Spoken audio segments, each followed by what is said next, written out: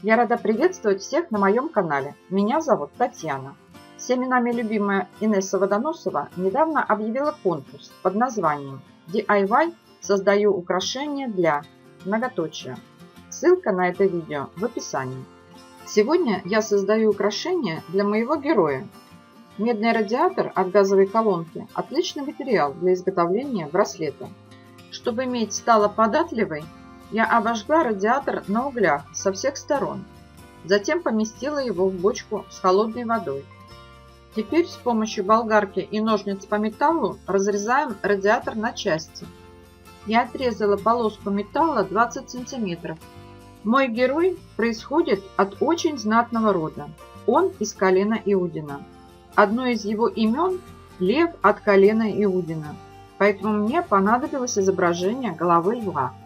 Я нашла такое изображение на дне моей кастрюли.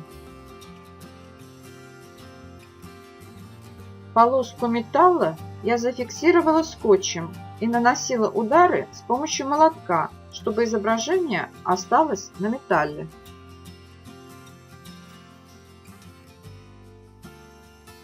С правой и левой стороны от изображения льва я сделала текстуру мятого металла, нанося удары острой стороной молотка.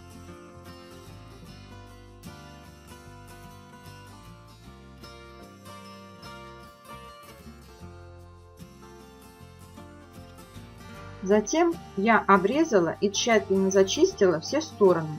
Сделала чернение серной мазью. Как это делается, можно посмотреть подсказку. Мой герой тот, кто по откровению Иоанна Богослова победил и сможет раскрыть книгу и снять с нее 7 печатей. И один из старцев сказал мне: не плачь, вот лев от колена Иудина, корень Давидов, победил и может раскрыть сию книгу и снять 7 печатей ее.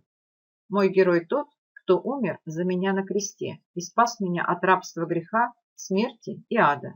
Пророк Исаия сказал о нем так: на подвиг души своей он будет смотреть с довольством. Через познание его он, праведник, раб мой, оправдает многих и грехи их на себе понесет.